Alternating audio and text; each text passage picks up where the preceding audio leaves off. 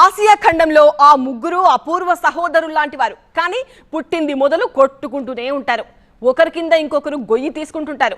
వీటిలో 2 దేశాలైతే మూడోది దేశం కావాలని కలలుగంటున్న ప్రాంతం. 3 ఇడియట్స్ కథ ఏంటో చూద్దాం ఇవాల్టి వార్ జోన్ స్పెషల్లో.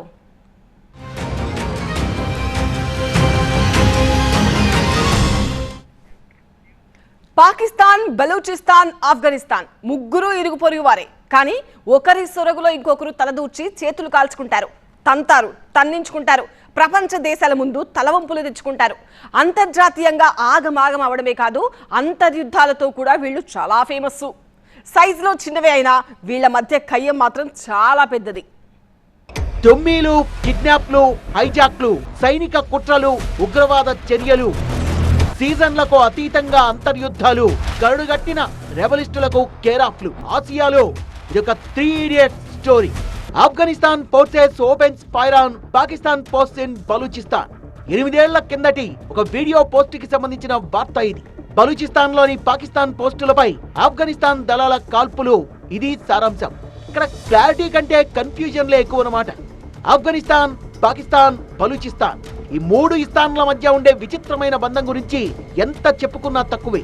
పాకిస్తాన్ పై ఇండియా చేపట్టిన ఆపరేషన్ సింధూర్ నేపథ్యంలో దక్షిణాసియాలో ఏడాది పొడవునా రావణ కాష్టాల్లా రగిలే ఈ 3 రీజియన్లపై మళ్లీ చర్చ మొదలైంది. పాకిస్తాన్ ఉగ్రవాదుల అడ్డాగా ఎలా మారింది? బలూచిస్తాన్ లో వేర్పాటువాదం పాకిస్తాన్ ఉనికినే ఎందుకు దెబ్బతీస్తోంది? ఆఫ్ఘనిస్తాన్ లో తాలిబాన్ల శకం ఎలా మొదలైంది? ఆ దేశాన్ని ఎలా కబళించింది? ఎందుకు పాకిస్తాన్ కిందకు నీళ్లు తీసుకొస్తోంది? ఇలా 360 డిగ్రీస్ లో ఎటు చూసినా ఉగ్ర పోకడలతో ఆ 3 ప్రాంతాలు కూడా ఇంటర్నల్ గా, ఎక్స్టర్నల్ గా నిరంతరం అట్టుడిగిపోతుంటాయి. ముఖ్యంగా పాకిస్తాన్ కొచ్చిన సినిమా కష్టాల గురించి అయితే కొత్తగా చెప్పుకోవాల్సిన పనే లేదు. కశ్మీర్ ని దురాక్రమిద్దామన్న పేరాసతో 70 ఏళ్ల కిందటే తొట్టిదారిన దూరిపోయి సగం కశ్మీర్ ని టేక్ ఓవర్ చేసి తన అధీనంలో పెట్టుకుని పాక్ పాలిత కశ్మీర్ అని పేరు పెట్టుకుని ఇప్పుడు దాన్ని కాపాడుకోవడం కోసం ఇండియా మీదకు కాలు దువ్వుతూ నానా తంటాలు పడుతోంది పాకిస్తాన్.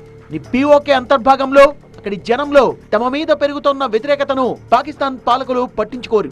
పిఓకేను ఉగ్రవాద మూకలకు అడ్డాగా మార్చుకుని ఇక్కడ యథేచ్ఛగా మానవ హక్కుల ఉల్లంఘనకు పాల్పడుతోంది పాకిస్తాన్. పాక్ ఆక్రమిత కశ్మీర్ లో ప్రస్తుతం 42 టెర్రరిస్ట్ లాంచ్ ప్యాడ్స్ ఉంటే అందులో మొత్తం 130 మంది వెల్ ట్రైన్డ్ ఉగ్రవాదులు మాటు వేస్తున్నారు. తీవ్రవాదుల నెట్వర్క్ కి ఊతమివ్వడం, జిహాదిస్టులకు శిక్షణ ఇవ్వడం, పాక్ మిలిటరీ ఇంటెలిజెన్స్ కూడా టెర్రరిజం కోసమే పనిచేయడం, టెర్రరిజాన్ని వ్యూహాత్మక విదేశీ విధానంగా మార్చుకోవడం, టెర్రరిజాన్ని నారు నీరు పోసి పెంచి పోషించడమే కాదు టెర్రరిజంతో వ్యాపారం చేయడాన్ని కూడా హాబీగా మార్చుకున్న పాకిస్తాన్ చివరకు ఆ టెర్రరిజం నోటికే దొరికిపోయి ప్రాణాల మీదకు తెచ్చుకుంటోంది. ఏ రోజుకైనా పిఓకే వల్లే పాకిస్తాన్ కి మాడు పగులుతుందన్న మాట అయితే గట్టిగా వినిపిస్తోంది. పాకిస్తాన్ లో మరో అంతర్భాగం బలూచిస్తాన్ లో ఏకంగా వేర్పాటు ఉద్యమమే నడుస్తోంది.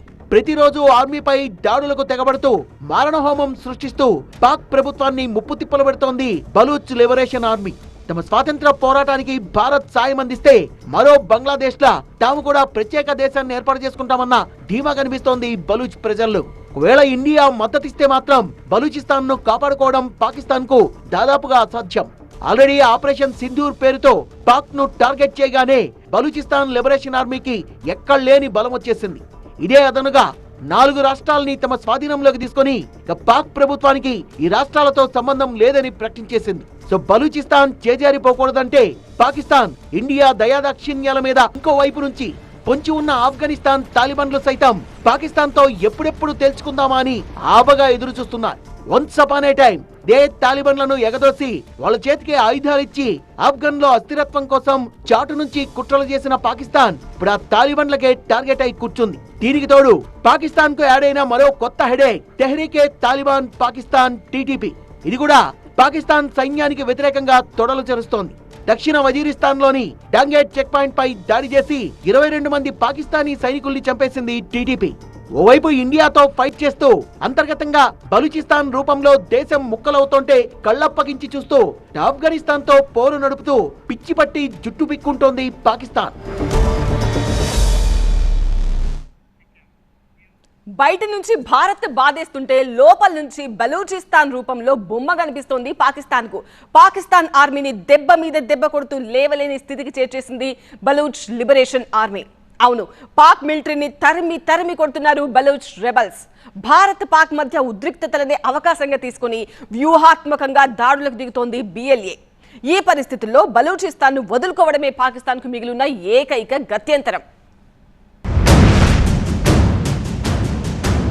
It was a simple and clear message to China and Pakistan to withdraw immediately from Balochistan. You can do one Mumbai, you may lose Balochistan. There is no nuclear war involved in that. There is no engagement of troops. If you know the tricks, we know the tricks better than. ఇదే ఏడాది మార్చి 11 పాకిస్తాన్ ప్రభుత్వానికి దిమ్మ తిరిగి mind block అయిన రోజు. క్వెడ్జా నుంచి పెషావర్ వెళ్లే Jafar express 100 మంది పాకిస్తాన్ సైన్యంతో టైట్ సెక్యూరిటీతో వెళ్తుండగా హైజాక్ అయింది. అయితే చేసింది ఎవరో కాదు, బలూచిస్తాన్ రెబల్స్. బాంబులు వేసి టన్నెల్ లోపలే రైలును ఆపి దగ్గరున్న రైల్వే ట్రాక్ ను పేల్చివేసి ట్రైన్ను ఎటూ కదలకుండా చేసి దాదాపు 200 మందిని బందీలుగా తీసుకుంది Baloch liberation army. Hollywood action సినిమాల్లో కూడా చూడలేనంత పర్ఫెక్షన్ కనిపిస్తుందంటూ ఈ హైజాక్ గురించి గ్లోబల్ మీడియా గొప్పగా రాసింది. That is Baloch liberation army. గత ఏడాది 150 సార్లు పాకిస్తాన్ ఆర్మీపై దాడులు చేసి ఆల్ టైమ్ రికార్డ్ క్రియేట్ చేసింది బిఎల్ఏ. ఈ ఏడాది కూడా రికార్డును బ్రేక్ చేయాలనుకుందో ఏమో వరుసపెట్టి మెరుపు దాడులకు దిగుతూ పాక్ మిలిటరీకి సినిమా చూపిస్తున్నారు బలూచ్ రెబల్స్. గత శనివారం నుంచి వరుస దాడులతో పాక్ ఆర్మీని తరిమి కొడుతూ ముప్పు తిప్పలు పెడుతున్నారు బిఎల్ఏ ఫైటర్స్. ఒకేసారి బలూచిస్తాన్ లో 39 చోట్ల పాక్ ఆర్మీపై మెరుపు దాడులకు దిగి విధ్వంసం క్రియేట్ చేసింది బిఎల్ఏ. పాక్ పోలీస్ స్టేషన్లను స్వాధీనం చేసుకుని హైవేలను నిర్బంధించింది. బలగాలపై ఎక్కడికక్కడ దాడులు చేస్తూ బాంబులతో ఆర్మీ వాహనాలని పేల్చివేస్తూ పాకిస్తాన్ సైన్యానికి చుక్కలు చూపిస్తోంది బిఎల్ఏ. బలూచిస్తాన్ లోని మాచ్కుండ్ ప్రాంతంలో పాక్ ఆర్మీ వాహనంపై దాడి చేసి ఐఈడీతో పేల్చివేసినప్పటి వీడియో ప్రపంచమంతా వైరల్ అవుతోంది. ఈ ఒక్క అటాక్ లోనే 14 మంది పాక్ సైనికులు చనిపోయారు. బలూచిస్తాన్ రాజధానిలో పాకిస్తాన్ దళాల హెడ్ క్వార్టర్స్ పై దాడి చేసి క్వెడ్జా నగరాన్ని స్వాధీనం చేసుకున్నారు తిరుగుబాటుదారులు. అక్కడితోనే వదలలేదు. బలూచిస్తాన్ ప్రాంతంలోని కీలక చమురు క్షేత్రాలపై దాడులకు పాల్పడి కబ్జా చేశారు బలూచ్ రెబల్స్. బిఎల్ఏకు చెందిన special tactical operation squad STOS IED bomb దాడులు చేయడంలో దీని తర్వాతే ఎవరైనా. గ్రెనేడ్లు, అత్యాధునిక ఆయుధాలతో విరుచుకుపడుతూ పాక్ ఆర్మీ మిలిటరీ స్థావరాల కమ్యూనికేషన్ వ్యవస్థల లక్ష్యంగా ధ్వంసరచన చేస్తోంది STOS. ఈ నెల 3వ తేదీన గ్వాదర్ లో పాక్ ఆర్మీ వెహికల్ ను పేల్చిపారేసి 20 మంది సైనికులను మట్టుబెట్టిన ఘనత వీళ్లదే. మరి ఈ నెల 6వ తేదీన కచ్ జిల్లాలోనూ మిలిటరీ కాన్వాయ్ పై దాడి, ఈ నెల 7వ తేదీన కచ్ జిల్లాలో బాంబ్ డిస్పోజల్ స్క్వాడ్ పై ఐఈడీ దాడి.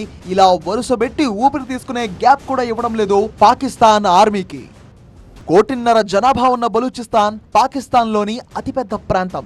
బొగ్గు, బంగారం లాంటి ఖరీదైన ఖనిజ నిక్షేపాలతో పాటు సహజవాయు నిల్వలు కూడా అపారంగా ఉన్నా తమకు ప్రయోజనాలు మాత్రం దక్కడం లేదు అనేది స్థానికుల వాదన. పైగా పాకిస్తాన్ ప్రభుత్వం తమపై రాజకీయంగా కక్ష తీర్చుకుంటోంది అన్న ఆవేదన. అయితే వీళ్ల కడుపు మంట నుంచి పుట్టిందే Baloch liberation army BLA. Pakistan నుంచి విడదీసి బలూచిస్తాన్ను స్వతంత్ర దేశంగా ప్రకటించాలి అన్న డిమాండ్తో 25 ఏళ్ల కింద ఏర్పాటైన వేర్పాటువాద సంస్థ పుట్టింది ఆఫ్ఘన్ నగరం కందహార్లో. 4 మొదలై ఇప్పుడు 600 మంది సాయుధులతో మిలిటెంట్ ఆర్గనైజేషన్ గా ఎదిగింది. మొదట్లో ఆఫ్ఘన్ నుంచి అటాకింగ్ షురూ చేసేది. తర్వాత పాకిస్తాన్ లోపలికి చొరబడి బలూచ్ నడిగడ్డ మీద నుంచే సవాల్ విసురుతోంది. ఇప్పుడు పాకిస్తాన్ మిలిటరీకి సమఉజ్జిగా మారి ఆ దేశ పాలకుల కంట్లో నలుసుగా మారింది బలూచ్ లిబరేషన్ ఆర్మీ. ఉందో 15 ఆగస్ట్ 1947 నుంచి మార్చ్ 1948 వచ్చేంత వరకు పాకిస్తాన్ దాని మీద కబ్జా చేసింది. సో మన పిఓకే మీద కబ్జా చేసినట్టు ఇట్లా బలూచిస్తాన్ మీద కూడా కబ్జా చేసింది. సో వాళ్ళు అప్పటి నుంచి వాళ్ళ స్వతంత్రం కోసము బలూచిస్తాన్ లిబరేషన్ ఆర్మీ అని ఒక సంఘటన ఏర్పడించి వీళ్ళు కూడా వాళ్ళ లిబరేషన్కి ఫైట్ చేస్తున్నారు. ఇలా ఆఫ్ఘనిస్తాన్లో తాలిబాన్స్, బలూచిస్తాన్లో బలూచులు అండ్ పాకిస్తాన్లో ఉన్న ఉగ్రవాదులు వీళ్ళు అలా కంటిన్యూస్గా గత 75 సంవత్సరాల నుంచి కొట్టుకుంటూనే ఉన్నారు. పాకిస్తాన్ ఎదుర్కొంటున్న అంతర్గత సమస్యల్లో అత్యంత కీలకమైంది బలూచ్ తిరుగుబాటు బెడద. పాకిస్తాన్ ఒక వికృతమైన భావజాలమున్న న్యూక్లియర్ కంట్రీ. ఐసిస్ లాంటి గ్లోబల్ టెర్రరిస్ట్ నెట్వర్క్ పాలుపోసి పెంచుతోంది. ఈ మొత్తం ప్రోగ్రామ్ ISI కనుసన్నల్లోనే డిజైన్ అవుతోంది. మేమైతే సైలెంట్ గా చూస్తూ కూర్చునే వాళ్ళం కాదు. 51 చోట్ల 71 సార్లు దాడి చేశాం. ఇప్పుడే సినిమా అయిపోలేదు అని పాకిస్తాన్ ఒరిజినల్ ఫేస్ ని ప్రపంచానికి చాటి చెబుతోంది బలూచ్ లిబరేషన్ ఆర్మీ. ఈ విధంగా ఇండియా సహా మిగతా దేశాల మద్దతును కూడా తీసుకొని పాకిస్తాన్ పాలకుల్ని కార్నర్ చేయాలి అన్నది BLA స్కెచ్లా కనిపిస్తోంది. ఈ పాచిక కనుక పారితే ఆసియా ఖండంలో కొత్త దేశంగా బలూచిస్తాన్ జెండా ఎగరడం ఖాయం. ఇది మాత్రం పక్కా. పాకిస్తాన్ ప్రధాన ఆర్గాన్లన్నీ బలూచిస్తాన్లోనే ఉండేది. బలూచిస్తాన్ను వదులుకోవడం అంటే పాకిస్తాన్ ఆత్మను వదులుకున్నట్టే. సగానికి పైగా భూభాగాన్ని పోగొట్టుకుని వందల కోట్ల రూపాయల విలువైన వనరులను నష్టపరుచుకుని ఆసియా ఖండంలో ఇప్పుడున్న అంతో ఇంతో పలుకుబడిని కూడా లేకుండా చేసుకోబోతోంది పాకిస్తాన్. బలూచిస్తాన్ బెడద అలా ఉంటే ఆఫ్ఘనిస్తాన్ వైపు నుంచి పాకిస్తాన్కు ఇంకో తంటా పొంచి ఉంది. ఇది కూడా తాను చేతులారా చేసుకున్న భూతమే. ఆగస్టు 15 మనకు స్వాతంత్రం వచ్చిన రోజే ఆఫ్ఘనిస్తాన్ను తాలిబాన్లు చెరబట్టిన రోజు. 2 దశాబ్దాల పాటు తాలిబాన్లకు ప్రభుత్వానికి మధ్య జరిగిన భీకర యుద్ధంతో తలడిల్లిపోయింది ఆఫ్ఘనిస్తాన్. 2021లో ప్రభుత్వం కూలిపోయి అధ్యక్షుడు అష్రఫ్ ఘనీ దేశం వదిలి పారిపోయి ఐక్యరాజ్య సమితి తన బలగాల్ని ఉపసంహరించుకోవడంతో ఆఫ్ఘన్లో తాలిబాన్ల రాజ్యం మళ్లీ షురూ అయింది. ఆఫ్ఘన్లో తాలిబాన్లు వచ్చుడేమో కానీ ఆ రోజు నుంచి పాకిస్తాన్కు చచ్చుడు ఖరారైంది. తెహ్రీక్ తాలిబాన్ పాకిస్తాన్ టీటీపీ ఆఫ్ఘన్ పాక్ సరిహద్దు ప్రాంతాల్లో ఉండే తీవ్రమైన సమస్యల నుంచి పుట్టిన తీవ్రవాద సంస్థ. వీళ్లకు ఆఫ్ఘనిస్తాన్ నుంచి పూర్తి మద్దతు లభిస్తోంది. 2640 కిలోమీటర్ల సరిహద్దు రేకే పాకిస్తాన్ ఆఫ్ఘనిస్తాన్ మధ్య మంటలు పుట్టించింది. బార్డర్కు అటు ఇటు 2 వైపులా ఉన్న పస్తూన్ జాతీయులు దీన్ని అధికారిక సరిహద్దుగా గుర్తించొద్దని పాకిస్తాన్ను డిమాండ్ చేస్తూ వస్తున్నారు. ఆఫ్ఘనిస్తాన్లో తాలిబాన్లు అధికారంలోకి రావడంతో టీడీపీ బలపడి మరింత హింసాత్మకంగా మారింది. పడిదాకా పాకిస్తాన్ ప్రభుత్వంతో ఉన్న కాల్పుల విరమణ ఒప్పందాన్ని ఏకపక్షంగా రద్దు చేసుకుంది. టీడీపీ ఫైటర్స్ కి పాకిస్తాన్ పై అడ్డు అదుపు లేకుండా పోయింది. కొన్ని నెలలుగా పాకిస్తాన్ సైనికుల్ని స్థానిక పోలీసుల్ని చంపుకుంటూ వస్తోంది టీడీపీ. ఆఫ్ఘనిస్తాన్లో ఉన్న వార్లార్డ్స్, ఆఫ్ఘాన్ గవర్నమెంటు ఎప్పుడైతే వీక్ అవుద్దో వార్లార్డ్స్ అనేవాళ్ళు పుట్టుకొస్తారు. అంటే అక్కడ లోకల్ మిలీషియా గ్రూప్ అనండి, ఇన్సర్జెంట్ గ్రూప్ అనండి, టెర్రరిస్ట్ గ్రూప్ అనండి, వాళ్ళు అధికారాన్ని హస్తగతం చేసుకోవడానికి ప్రయత్నం చేస్తారు. So warlords in Afghanistan, warlords in Balochistan కలిసి మరి పాకిస్తాన్ వచ్చినప్పుడు Pakistani ISI inter service intelligence agency, Pakistani army, Pakistani ముల్లా, ఈ ముగ్గురు ఇక్కడ పవర్ఫుల్గా ఎంటిటీస్గా పాకిస్తాన్లో ఉన్నారు. 2007లో 13 ఉగ్రవాద సంస్థలు కలిసి ఏర్పాటైన టీటీపీలో ఎక్కువ మంది పాకిస్తాన్ సైన్యాన్ని వ్యతిరేకించేవారి. ఒకానొక సందర్భంలో టీడీపీ దగ్గర అణ్వాయుధాలుండొచ్చని అమెరికా అనుమానించడంతో దీని సత్తా ఏంటో ప్రపంచానికి తెలిసొచ్చింది. పాకిస్తాన్ పాలకులకు ఆఫ్ఘన్ వైపు నుంచి పొంచి ఉన్న మహాముప్పు టీటీపీ. ఆఫ్ఘనిస్తాన్కి పాకిస్తాన్కి మధ్యలో ఉన్నది డ్యూరాండ్ లైన్ అన్నమాట. ఆ డ్యూరాండ్ లైన్ సంబంధించి ఆఫ్ఘనిస్తాన్ పాకిస్తాన్ మధ్యలో మతభేదాలు ఉన్నాయి. ఆ లైన్ ఇటు కాదు, ఈ ఊరు నాది, ఈ ఊరు నాది అన్నట్టుగా పాకిస్తాన్ ఆఫ్ఘనిస్తాన్ మధ్యలో ఈ మతభేదాలు ఉండడం వల్ల పాకిస్తాన్ ఆఫ్ఘనిస్తాన్ కూడా రెగ్యులర్గా కొట్టుకుంటూ ఉంటారు. ఇన్ఫ్యాక్ట్ 2024లో కూడా మీరు గమనిస్తే కనుక తాలిబాన్ వాళ్ళు చాలాసార్లు చెప్పారు, మేము కొన్ని ప్రాంతాలు మావి ఏవైతే పాకిస్తాన్ ఆక్యుపై చేసిందో వాటిని మేము తిరిగి తీసుకుంటామని చెప్పి తాలిబాన్ కూడా మాట్లాడింది. సో ఇప్పుడు పాకిస్తాన్కి ముప్పు మన వైపు నుంచే కాదు, అటు ఆఫ్ఘనిస్తాన్ వైపు నుంచి ముప్పు ఉంది, ఇటు బలూచిస్తాన్ వైపు కూడా ముప్పు ఉంది. నిజానికి ఇది పాకిస్తాన్ స్వయంకృతాపరాధమే. ఎందుకంటే గతంలో ఆఫ్ఘనిస్తాన్కు తాలిబాన్లకు మధ్య జరిగిన యుద్ధంలో తాలిబాన్ల వైపే నిలబడింది పాకిస్తాన్.